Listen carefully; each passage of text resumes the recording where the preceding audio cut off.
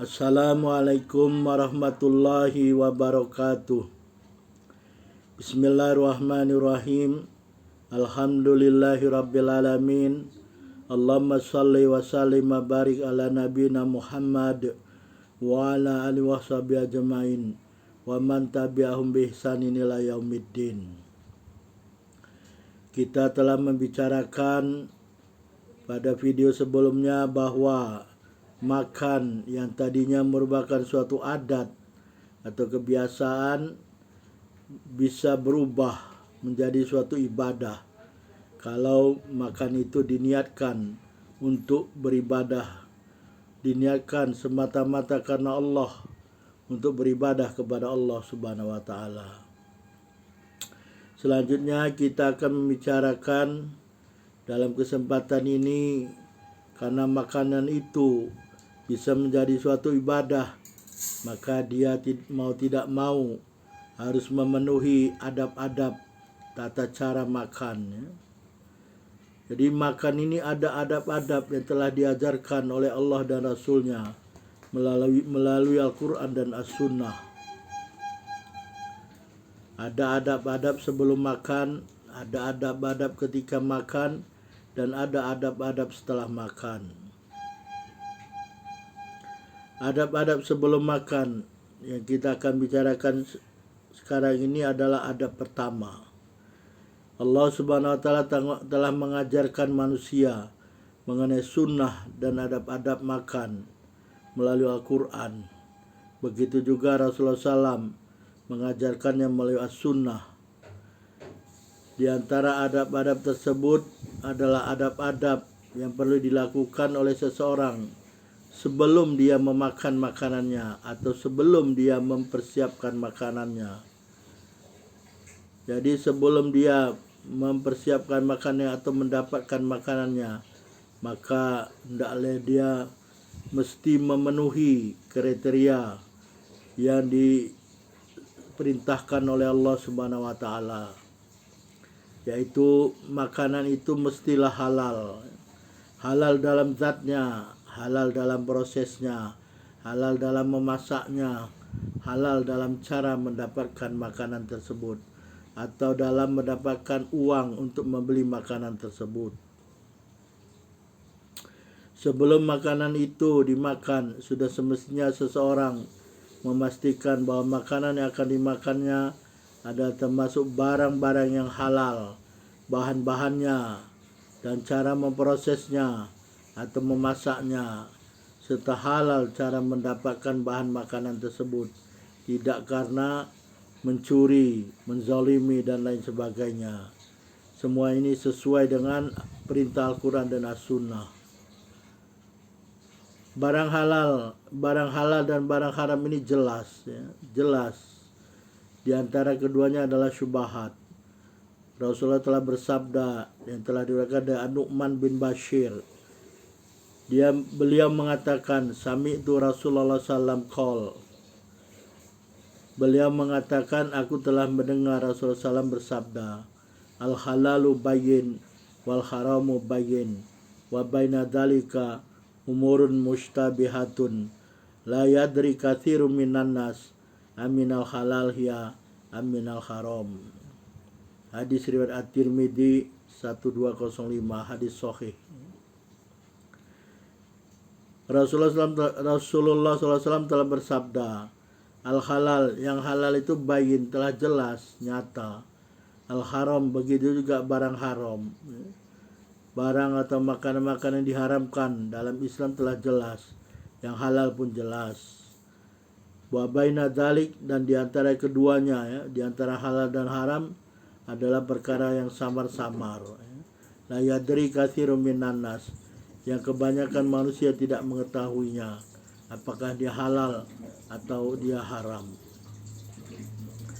Jadi makanan itu mestilah tidak bercampur dengan bahan-bahan yang haram atau syubhat, tidak jelas halal atau haramnya, dan tidak juga bercampur cara mendapatkan dengan perkara batil seperti sudah disebutkan tadi, mencuri, kezaliman, khianat, atau sebab-sebab yang tidak disukai atau dilarang dalam syariat Islam. Makanan tersebut hendaklah didapatkan dengan cara mubah. Jadi boleh kita mendapatkannya dalam syariat Islam, bukan yang diharamkan. Seperti contoh, kalau kita melihat atau kita mempunyai saudara yang merupakan anak yatim, dia punya harta, maka janganlah memakan harta anak yatim ya, dengan berlebihan kalau kita miskin atau tidak punya, tapi makanlah dengan cara yang pantas atau layak.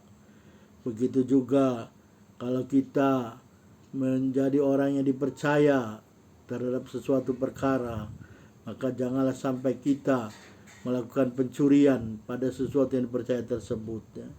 Jangan kita korupsi, jangan kita mencuri, jangan kita berkhianat ya.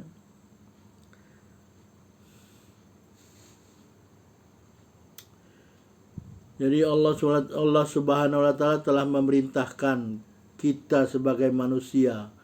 Jadi bukan hanya orang beriman, manusia seluruhnya yang ada di muka bumi ini disuruh atau diperintah oleh Allah untuk memakan barang-barang yang halal dan baik yang ada di muka bumi.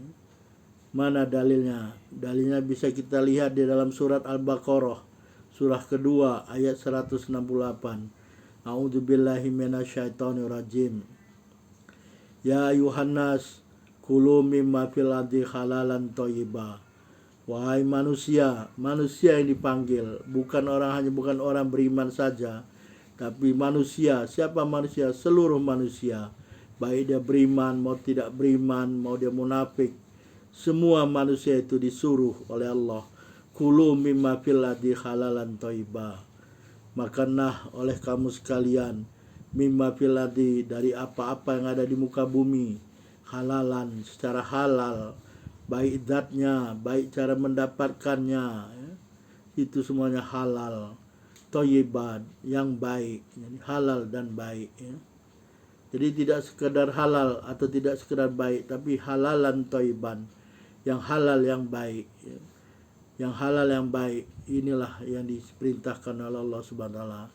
Yang halal secara syariat Islam, yang halal yang dihalalkan oleh Allah dan Rasulnya, bukan barang-barang yang diharamkan. Begitu juga yang baik, baik bagi jasmani, baik bagi rohani. Tidak hanya baik bagi jasmani, tapi tidak baik bagi rohani ya, baik bagi fisik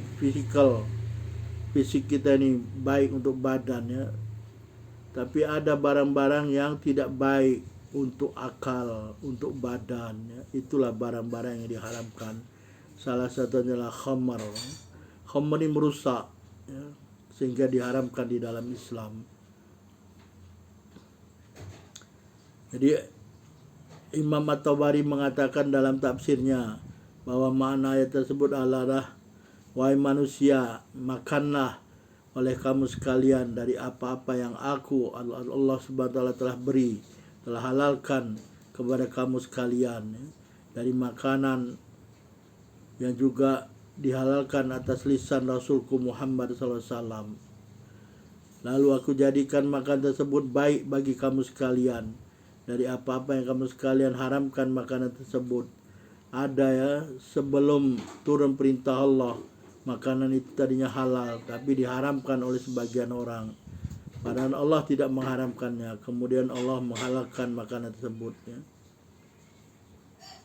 Jadi makanlah makanan yang ada di darat maupun di laut ya. Fil ardi ini, bumi ini terdiri dari dua, daratan dan lautan ya.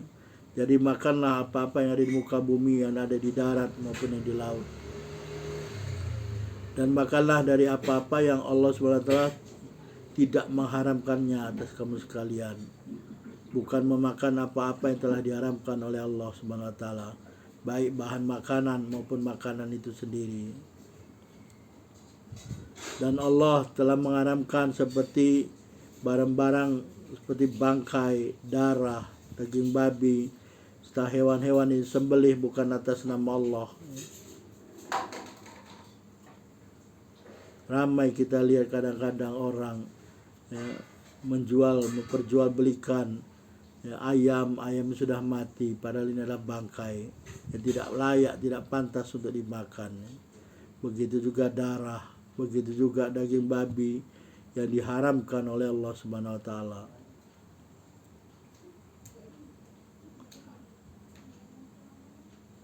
perkataan thayyib, halal sudah jelas, halal adalah apa yang dihalalkan oleh Allah dan Rasulnya. Perkataan thayyib ini adalah apa-apa yang suci, bukan najis dan tidak diharamkan. Kemudian secara khusus Allah juga telah memerintahkan kepada orang-orang beriman.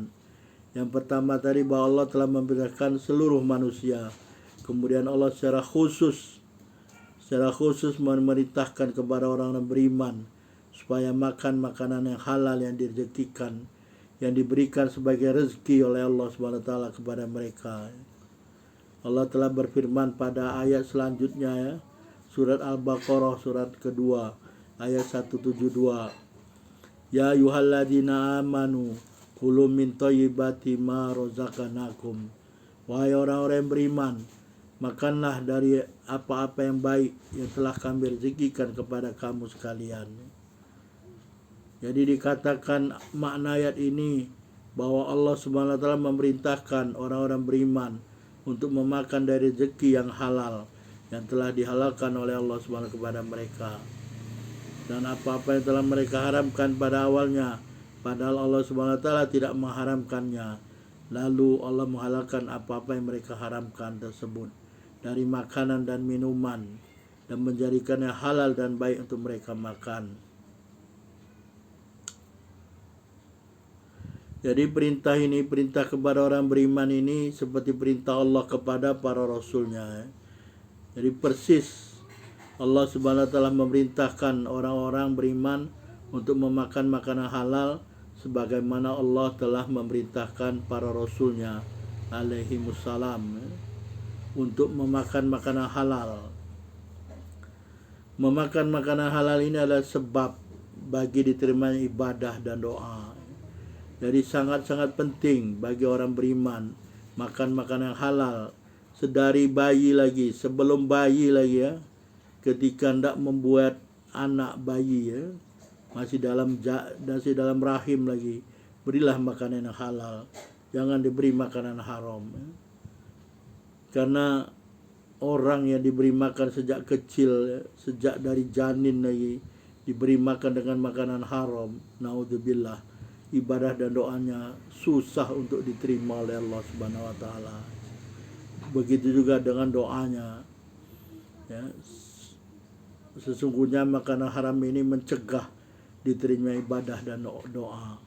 Perkara tersebut telah disebutkan oleh Rasulullah dalam hadis yang diriwayatkan dari Abu Hurairah radhiyallahu anhu. Beliau mengatakan Rasulullah SAW telah bersabda, ayuhan nas, innallaha thayyib la yaqbalu illa thayyiba wa innallaha amaral mu'minina bima amara bil mursalin faqal ya ayyuhar rusul kulu minat thayyibati wa'malu sholiha inni bima ta'maluna alim wa qal ya ayyuhalladzina amanu kulu min thayyibati ma razaqnakum thumma dzakara rajula yutilu safar asy'ata aghbaro yamuddu yadaihi ila sama ya Rob wa mat'amuhu haram wa mashrabu haram wal mabasu haram wa ghudhiya bil haram fa anna yustajabu lidzalik.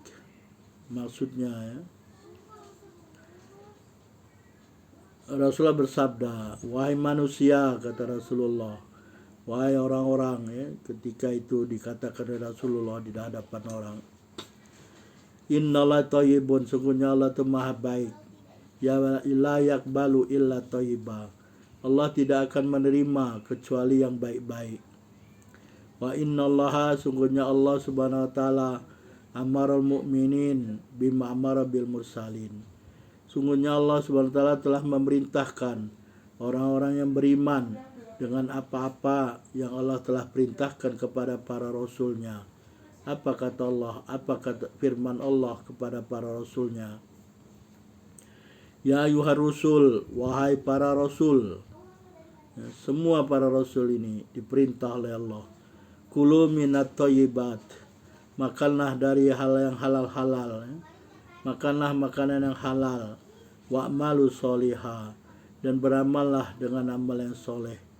Ini bima ta'maluna alim, Sungguhnya aku mengetahui dengan apa-apa yang kamu lakukan, dengan apa-apa yang kamu perbuat.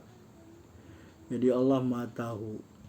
Ini firman Allah kepada para rasul. Kemudian Allah berfirman kepada orang beriman, ya ayyuhalladzina amanu, wahai orang yang beriman, kulu min thayyibati ma razaqnakum, makanlah oleh kamu sekalian dari apa-apa yang halal yang telah aku berikan sebagai rezeki kepada kamu sekalian. Jadi sama perintah Allah kepada para rasul dengan pada orang-orang beriman supaya makan makanan yang halal, makan makanan yang telah diberikan oleh Allah, dirizikan Allah sebagai makanan yang halal. Kemudian Rasulullah menyebutkan seorang laki-laki yang telah melakukan perjalanan yang panjang, Asy'atha Aghbara, rambutnya itu kusut masai, rambutnya itu tidak teratur, kemudian tertutup dengan debu karena melakukan perjalanan jauh. Apakah di sini tidak disebut apakah dengan mengendarai unta atau mengendarai kuda atau yang lainnya atau binatang lainnya seperti keledai. Hanya disebut ada seorang yang telah melakukan perjalanan jauh, rambutnya kusut masai dan tertutup dengan debu. Kemudian dia katakan? Kemudian dia mengangkat tangannya, mengangkat dan membentangkan tangannya ke langit. Ini merupakan adab berdoa. Jadi kalau kita tidak berdoa, angkatlah tangan ke langit. Adab berdoa. Kita sudah sebutkan adab berdoa sebelum ini dalam video yang lain. Angkat ke langit, angkat ke hadapan Allah, mohon kepada Allah, karena Allah akan malu melihat hambanya mengangkat kedua tangan yang memohon kepada Allah, kemudian menurunkan kedua tangannya dengan hampa. Allah malu, kata Allah. Terus apa setelah mengangkat kedua tangannya? Dia mengucapkan, Ya Rob, Ya Rob, Ya Rob, artinya berdoa. Berdoa dia banyak kali memanggil Ya Rob, manggil Allah. Ya Rob, ini adalah termasuk Ismul A'zam. Ya Rob, ini adalah suatu perkataan yang bisa doa itu dijabah. Tapi begitu lama dia mengangkat kedua tangan dan menyebut Ya Rob, atau Ya Rabbi, Ya Rabbana, Ya Rabbana, Pokoknya menyebutkan Ya Rob, Ya Rabbana. Kalau ramai orang Ya Rabbana, Ya Rabbana, Ya Rabbi, Ya Rabbi. Tapi apa? Makanannya haram, kata Rasulullah. Minumannya haram.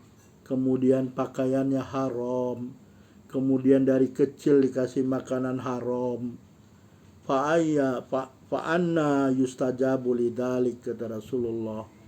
Bagaimana dia akan diterima doanya dengan perkara-perkara demikian, perkara-perkara yang haram, makanannya haram, masuk ke dalam badannya mengalir darah haram, dagingnya tumbuh dari barang haram. Begitu juga minumannya masuk ke dalam badannya, mengalir dalam badannya barang haram. Kemudian pakaiannya juga pakaian haram. Jadi semua. Kemudian dikasih makan lagi sejak kecil dengan barang haram. Jadi barang haram ini sudah mendarah daging, seluruh tubuhnya. Begitu juga dengan pakaiannya haram. Jadi bagaimana, kata Rasulullah, dia akan diterima doanya, akan diijabah doanya, karena barang-barang haram mengalir di badannya. Mengalir dari ujung kaki sampai ujung rambut. Mengalir semua di darahnya, di cairan tubuhnya, di dagingnya, di matanya, di kolbunya apalagi. Kolbunya mungkin telah hitam legam. Karena kalau memakan barang haram, ini adalah perbuatan maksiat. Begitu juga makanan haram. Begitu juga dengan pakaian haram. Semua perbuatan-perbuatan ini telah menutup kolbunya. Karena setiap maksiat, kata Rasulullah, adalah bagaikan satu titik hitam di atas kolbunya. Begitu banyak dia dikasih makan lagi dari barang haram sejak kecil. Coba kalau sudah puluhan tahun dikasih makan barang haram, naudzubillah, kalbunya telah tertutup mungkin. Ya. Ada ron di sana. Kata Allah subhanahu wa ta'ala, bal rona ala qulubihim. Ya. Sekali-kali tidak. Karena apa? Bahkan di kalbu mereka itu ada ron. Kalabal rona ala qulubihim makanu yaksibun. Di atas kalbu mereka itu ada ron, ada penutupnya. Penutup ini karena dosa. Jadi setiap maksiat, setiap dosa yang dibuat, maksiat dibuat jadilah dia dosa. Dosa ini akan menutup kalbu, menjadi ron. Apa itu ron?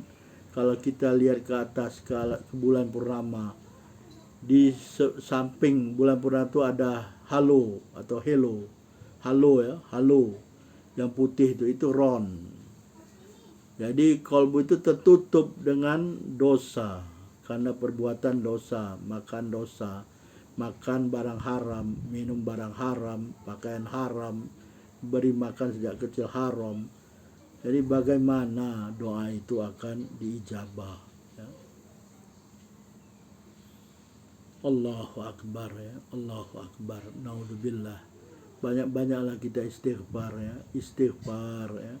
Kalau tersempat atau terlepas kita memakan barang haram, banyak-banyak istighfar, makanan haram, minuman haram ya. Karena dia akan menyebabkan ibadah dan doa. Tidak sekedar doa, ibadah ya, ibadah dan doa. Doa ini merupakan satu ibadah ya. Jadi kalau dia berasal dari daging yang haram, ya, makan pakaian haram, bagaimana doa atau ibadah itu akan diterima? Ya, Allah itu thayyibun tadi kan, la yaqbalu illa thayyiban. Allah itu maha baik, Allah itu maha suci, tidak akan menerima sesuatu yang tidak baik ya.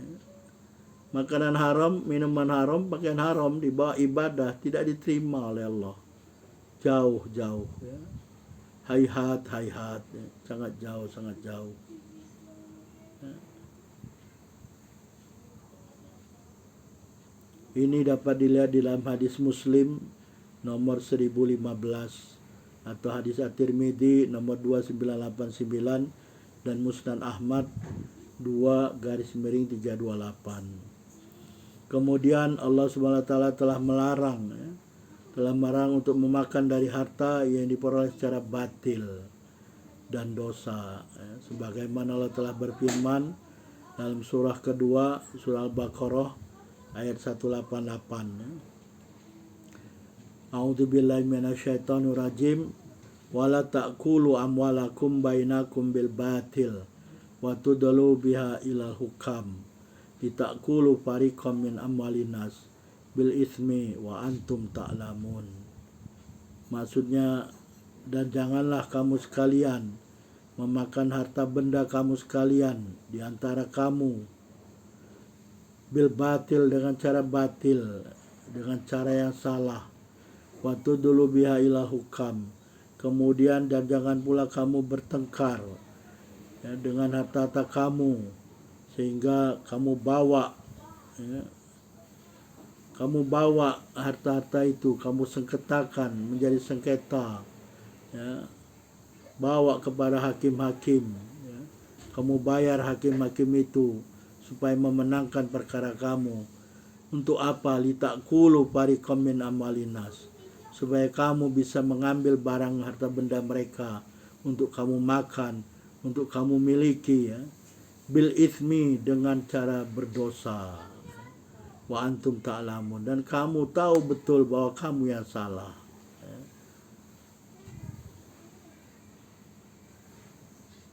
Penjelasan mengenai ayat ini insyaallah kita sambung pada waktu yang lain. Subhanakallahumma wa bihamdika asyhadu an la ilaha illa anta wa astaghfiruka wa atubu ilaik. Wabillahi taufiq wal hidayah. Wassalamualaikum warahmatullahi wabarakatuh.